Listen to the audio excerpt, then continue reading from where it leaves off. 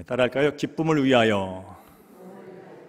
오늘 본문의 말씀은 예수님께서 12명의 제자를 부르는 그런 내용이 되겠습니다.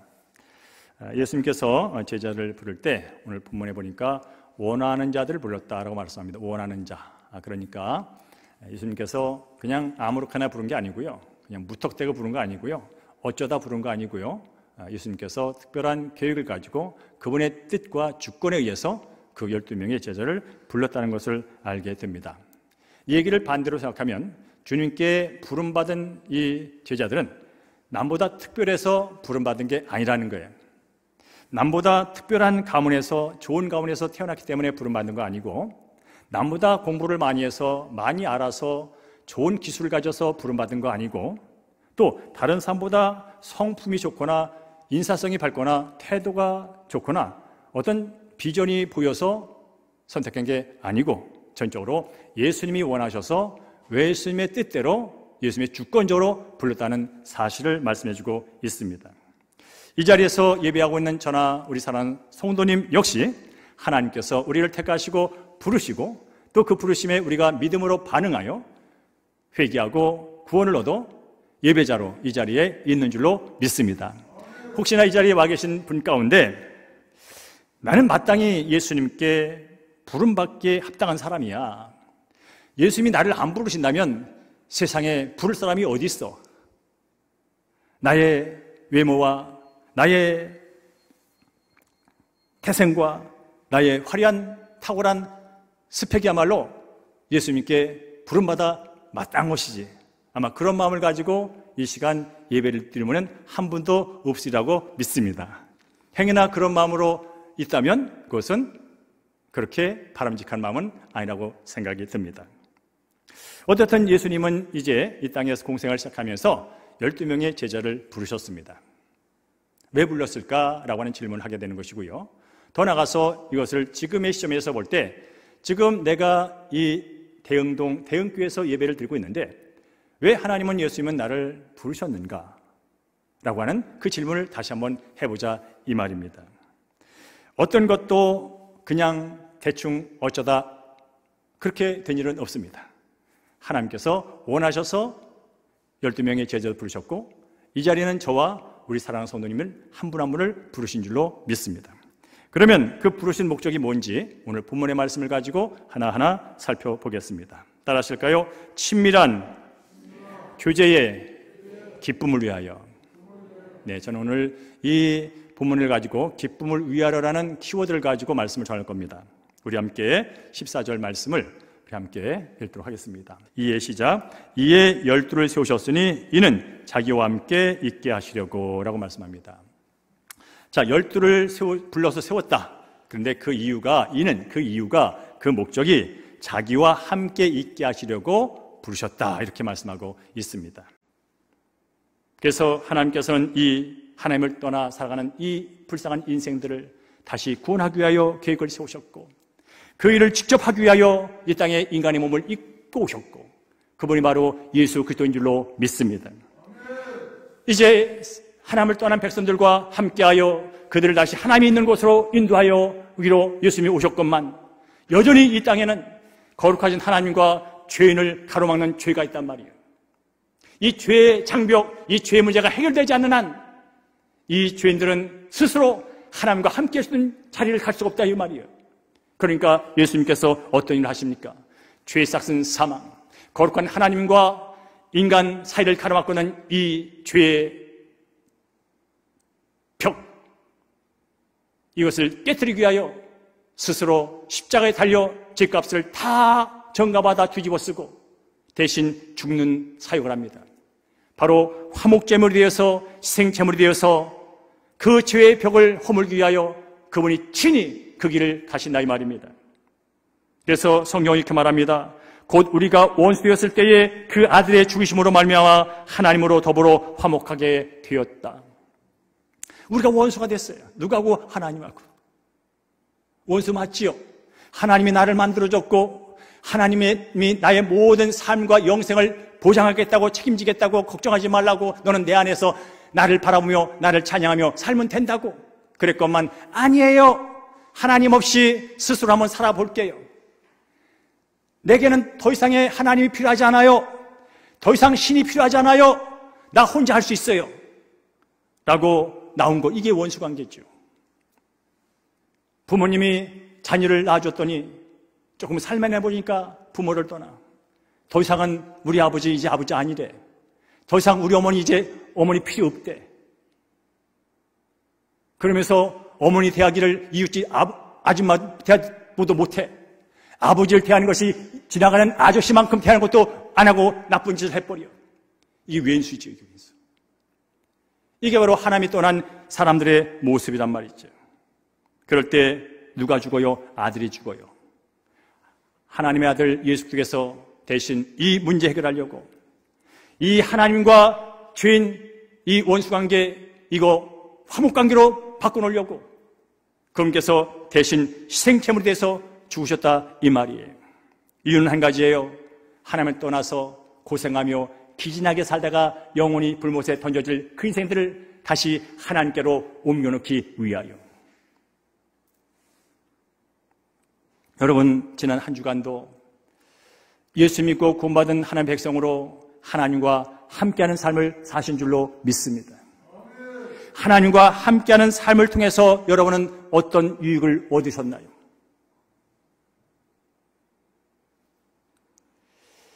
성경은 분명히 말합니다. 하나님과 함께하는 유익이 분명히 있다는 거죠. 그는 첫째는 기쁨이에요. 양은 말입니다. 목자가 있으면요 기쁩니다. 왜냐하면 목자가 알아서 때에 따라 꼴을 먹여줄 거거든요. 양은 목자가 있는 걸 보면 기쁩니다. 왜냐하면 위험이 와도 목자가 막아줄 거거든요. 하나님과 함께하면 기쁨뿐 아니라 평안의 복이 있습니다. 다른 건 몰라도 여러분 하나님과 함께하면요 평안의 복이 있습니다. 그 평안이라는 것은 환경과 조건을 초월하는 데서 오는 평안입니다. 하나님과 함께 있으면 지금 하는 일이 좀 덜 되더라도, 내 뜻대로 안 되더라도 그렇다고 그 일이 내 평안을 뺏어가진 않습니다. 왜냐하면 그 평안은 조건과 상황에서 오는 평안이 아니라 평강의 주체신 내가 평생 평안하게 살기를 원하시는 그 하나님이 주시는 평안이기 때문에 그렇다 이 말입니다. 사랑하는 성도 여러분, 지난 한 주간 동안 이 평안을 얼마나 누리시며 사셨습니까? 지금도 이 시간도 하나님께서 이 자리에 계셔서, 예배드린 이 자리에 계셔서 우리 한 분 한 분에게 세상이 줄 수 없는 그 기쁨과 그 위로와 평강을 주신 줄로 믿습니다. 그래서 하나님을 만났다는 게 다른 게 아니에요. 하나님을 만나서 뒤집어졌다. So what? 그게 뭔데? 하나님을 만났다는 것은 그분의 기쁨과 그분의 평강과 그분의 위로와 그분의 소망이 나를 사로잡았다는 거야. 나는 지금 몸이 아파. 나는 지금 좀 가난해.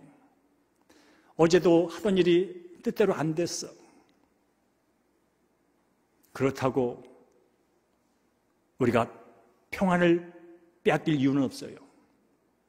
왜냐하면 그 상황 속에서도 하나님은 저와 우리 사랑하는 성도님을 붙들고 있기 때문에 그런 줄로 믿습니다.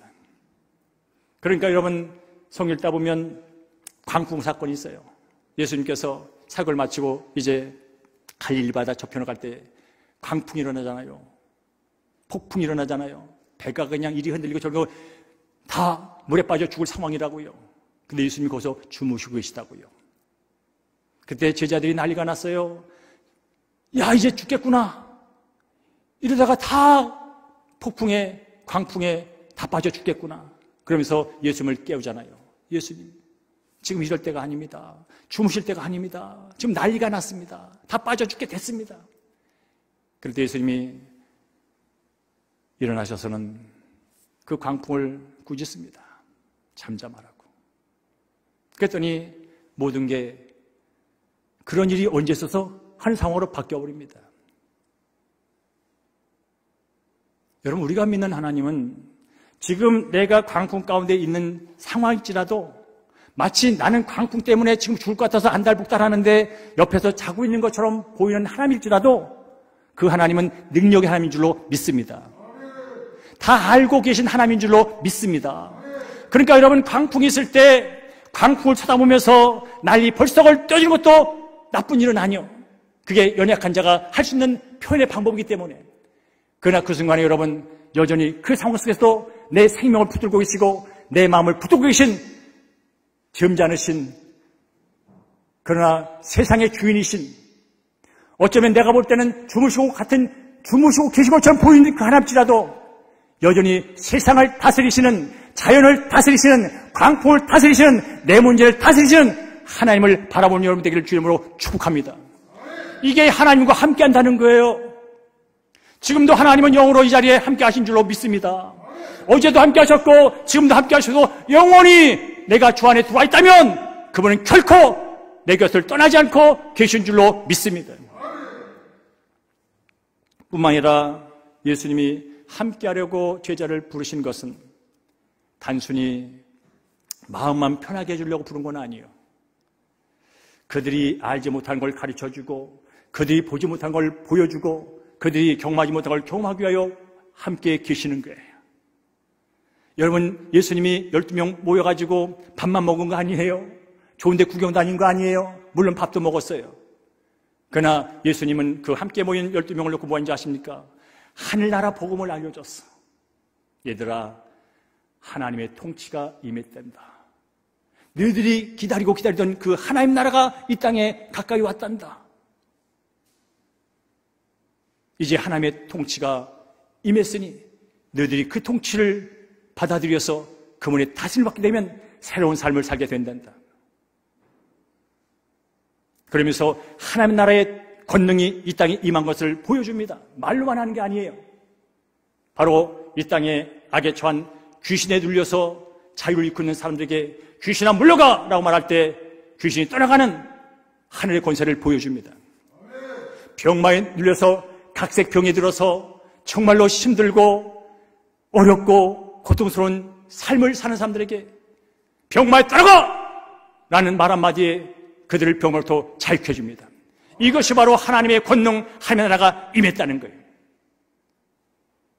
그럴 뿐 아니라 하나님, 너희들과 늘 함께 하시는 하나님, 이런 하나님이란다. 마태복음 9장에 보면 하나님은 긍휼을 원하시지 그런 형식적인 제사를 원하지 않아.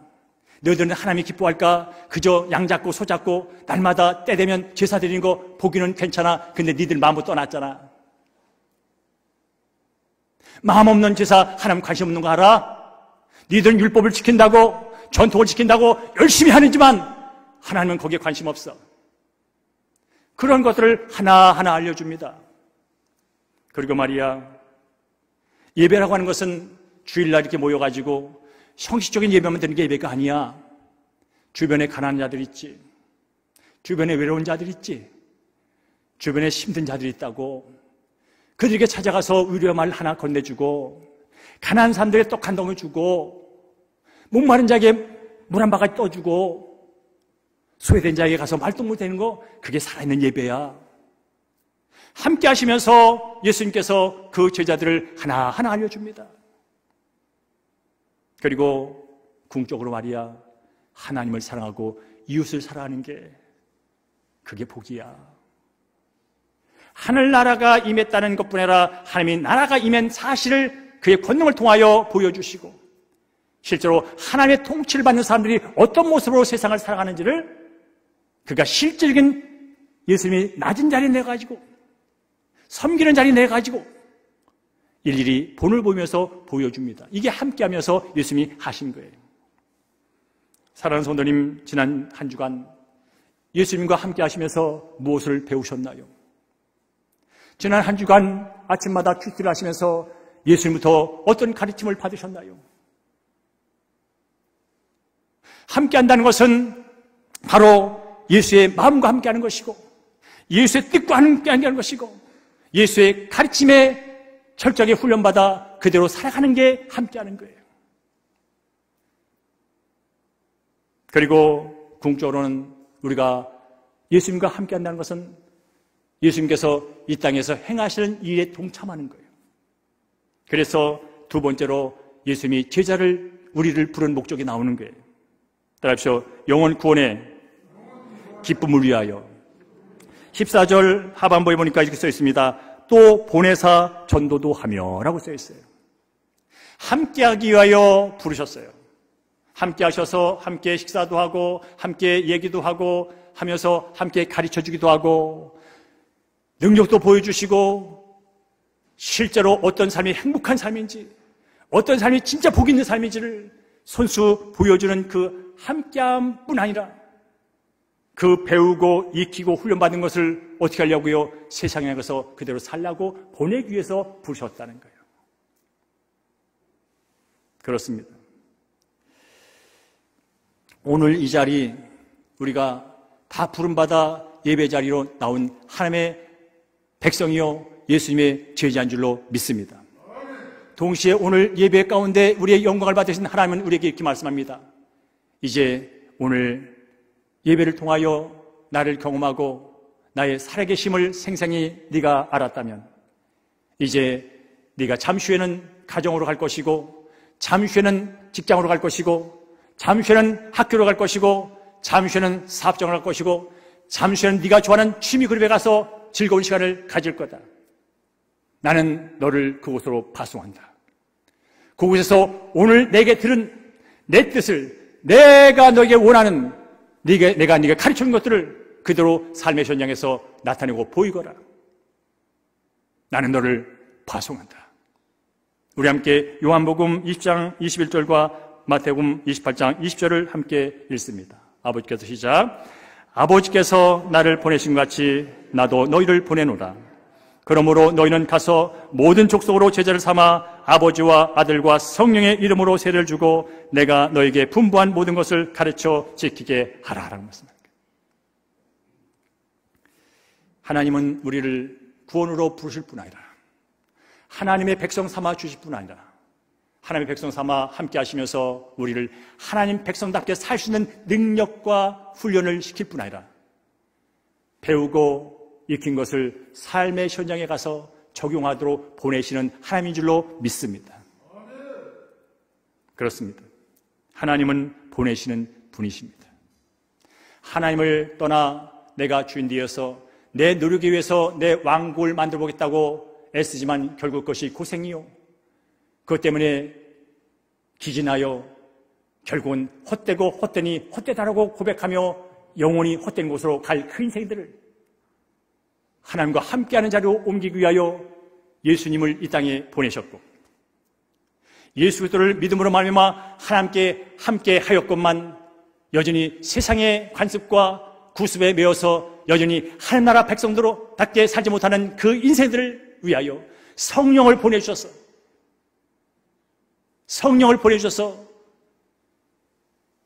하나님의 백성께 살 수 있는 삶을 살 수 있도록 도와주게 하셨고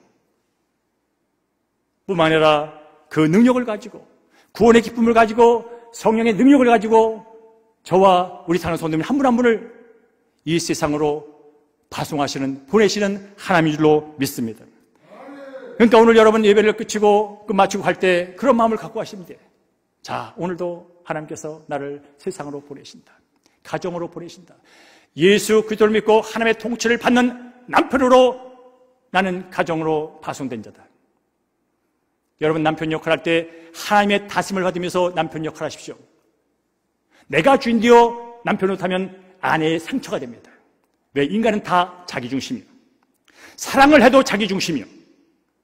사랑하기 때문에 한데도 자기중심이에요.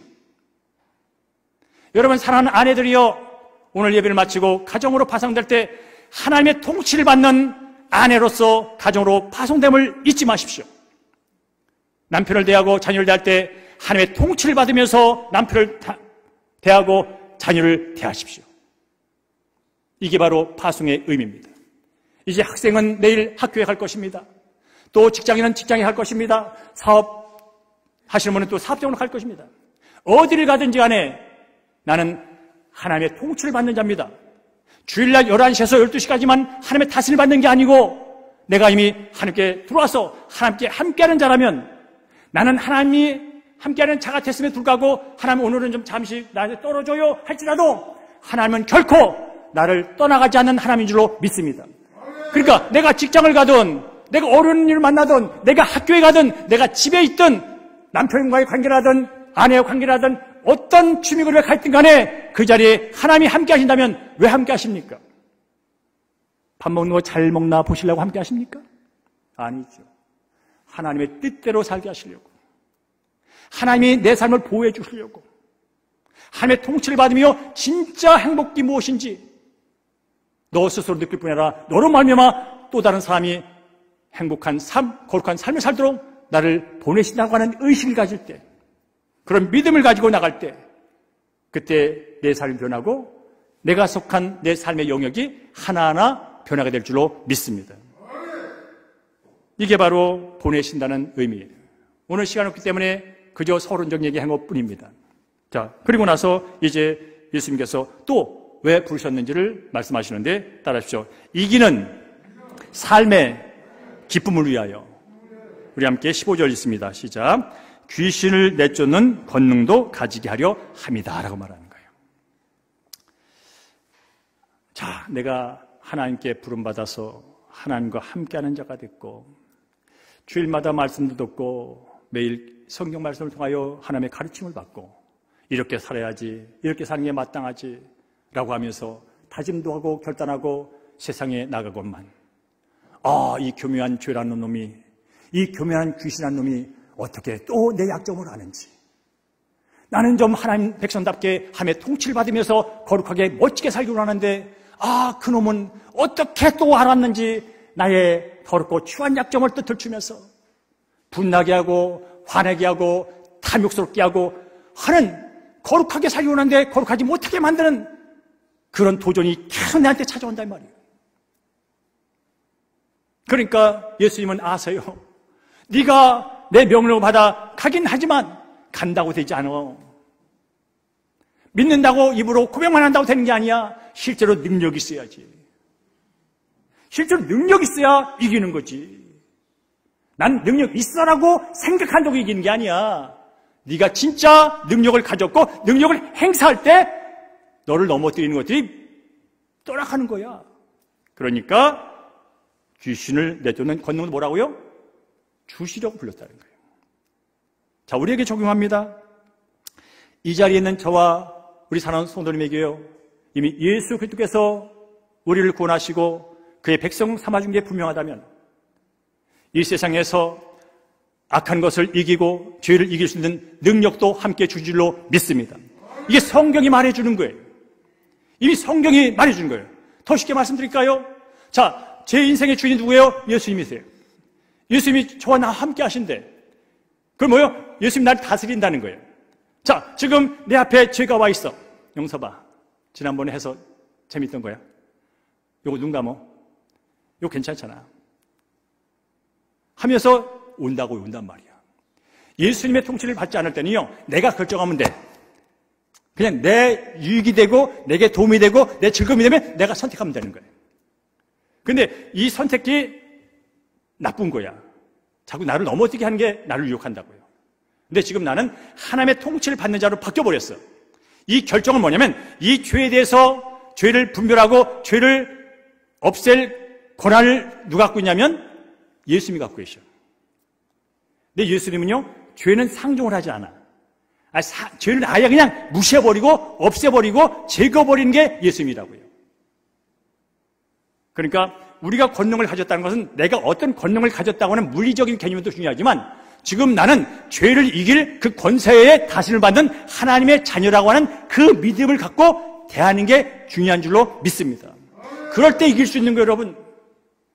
그렇지 않는 한 예수님은 하나님은 주일날 11시부터 12시간만 있고 그때는 은혜를 받고 능력이 있지만 내 삶의 전쟁에서는 그분의 능력이 나를 주관하지 않아. 여전히 내 인생은 내가 사는 거야. 여전히 결정은 내가 하는 거야. 그렇게 하는 한 우리는 백전백패요. 여러분, 귀신이 얼마나 교묘한지 아십니까? 죄가 얼마나 간사한지 아십니까? 사탄이 얼마나 여러분 힘이 있는지 아십니까? 물론 예수님께서 2000년 전에 십자가에서 그 죄와 사망과 어둠의 권세를 무력화시켰대요. 무력화시켰던 힘을 빼놨다는 거예요. 완전히 없어지진 않았어요. 예수님이 재림하셔서 그 죄와 죽음과 사탄의 권세를 불못에 던지기까지는 여전히 힘은 없지만 존재해요. 근데 이 힘없는 것이 계속 우리를 건드려요. 예수 안 믿는 사람은 말할 것도 없고 예수 믿는 사람도 건드려요. 그런데 이 주님께서 나를 다스린다고 하는 그 믿음에 바로 섭지 않으면 예수를 믿는데 교회를 오래 다니는데 또 넘어가. 왜 그럴까요? 내가 예수님께서 이미 이것을 무력화시켰고 예수님이 나를 통하여 이것을 제거하고 이길 수 있다고 하는, 나는 그 권세를 가졌다고 하는 그 믿음이 불확실해서 그래요. 그러니까 여러분, 여러 가지 죄와 여러분이 하기 싫은 것이 또 다가왔을 때 그때 주저하지 마세요. 주님이 나와 함께 하신다. 예수의 이름 명하니 떠나가! 라고 명하면 되는 거예요. 그래서 예수님이 말씀하셨습니다. 믿는 자들에게는 이런 표적이 따르니 곧 그들이 내 이름으로 귀신을 쫓아내며. 누구 이름으로? 예수 이름으로. 예수가 아니면 나의 주인이에요. 예수가 아니면 나를 지금 다스리는 분이세요. 그러니까 여러분, 감정의 노예가 되기도 해요. 어느 날은 우울한 감정이 나를 찾아와요. 제가 말하잖아요. 항암할 때 어둠이 저를 뒤덮는 것 같다고. 머리가, 여러분, 땡머리가 온몸에 머리가 빠져보세요. 온몸에 머리가 다 빠져보세요. 두 번 빠져봤어요. 그 우울감이라는 것은요, 상상을 못해요, 여러분. 그래서 제가 남자도 이런데 여자가 얼마나 그럴까. 또 여러분, 사탄이 준 게 뭐예요? 두려움이 두려움. 불안이요, 불안. 걱정이요, 걱정이요. 그래서 두려워서 죄 짓는 거예요. 우울해서 죄 짓는 거예요. 그때마다 뭡니까? 내 감정의 주인도 내가 아니에요. 누구요? 예수님인 줄로 믿습니다. 예수님은 내 감정과 내 기분이 기쁘길 원하세요. 기쁘기에 죽으셨다고요. 그리고 그분은 기쁨의 원천이시라고요. 그분을 붙드세요. 나를 우울하게 만드는 환경을 붙들지 마세요. 그렇습니다. 예수님께서는 함께하기 위해 우리를 부르셨고 또 함께할 뿐이나 세상에 나가서 악한 자의 처해 있는 그저 내 열심, 내 노력으로 한번 행복하게 살아보겠다고 평수를 누리고 자본을 누리도 그러다가 영원히 또 사라질 그 인생들. 인생은 70이요 80이 끝난 게 아니란다. 영생에 비하면 그건 보이도 않는 시간이란다. 이 살아생전 평수를 높이는 것도 중요하고 은행의 잔고를 높이는 것도 중요하고 네 아들, 딸이 승진하는 것도 중요하고 좋은 데 가는 것도 중요하지만 영혼을 준비해야 되는 거야. 영원히 행복할 그 시간을 준비해야 되는 게 이 살아있는 시간에 중요한 거라고. 그런 얘기 해주라고. 근데 어떻게 준비합니까? 방법은 딱 한 가지야. 윤리, 도덕, 자선으로 되는 게 아니야. 그 영생의 주체시고 본질이신 예수들을 믿으면 되는 거야. 그분이 길이요 진리요 생명이야. 그분을 믿을 때 이 땅의 삶도 하나님의 통치를 받음으로 이 어려움과 이 고난과 이 악으로부터 자유할 수 있고 또 그분 안에 있을 때 영생이 보장된다니까. 그러니까 지금도 늦지 않아서 예수를 주로 믿어. 내가 너를 위해 기도한다. 성령께서 너의 영혼이 미혹의 영부터 벗어나서 하나님을 바라볼 수 있도록 내가 기도할게 하면서 우리가 나가서 전하는 거예요. 오늘 말씀을 정리하겠습니다. 예수님은 우리를 하나님과 함께 하시도록 우리를 부르셨습니다. 그를 위해 친히 십자가에 달리셔서 그 갈 길을 열어 놓으셨습니다.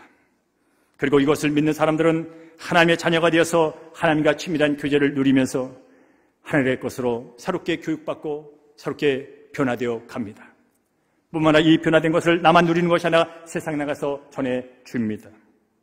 그리고 그럴 때 세상은 나를 거부합니다. 내 말을 순수하게 받아들이지 않습니다. 나를 또 넘어뜨리려고 가진 유혹을 하고 대듭니다. 그때 잊지 마십시오. 예수 권세, 내 권세. 예수 이름의 권세를 여러분 선포하십시오. 그럴 때 승리의 삶을 살게 되는 줄로 믿습니다. 따라합시오. 나는 부름받은 하나님의 백성이다. 나는 보냄받은 사명자다. 나는 음부의 권세를 이기는 예수의 이름에 권세를 가진 자다. 이 말씀을 여러분 머리뿐이 아니라 믿음으로 받아들여서 다음 한 주간 삶의 현장에서 적용할 때 하나님께서 이기는 삶의 기쁨이 무엇인지, 함께하는 삶의 유익이 무엇인지 한 분 한 분에게 그것을 깨닫게 하시고 경험케 하셔서 다음 한 주간 지내시고 다음 주일날 이 자리에 오셨을 때 승리의 기쁨을 가지고, 이김의 기쁨을 가지고 이 자리에 예배드리는 여러분 되기를 간절히 축원합니다. 기도하겠습니다.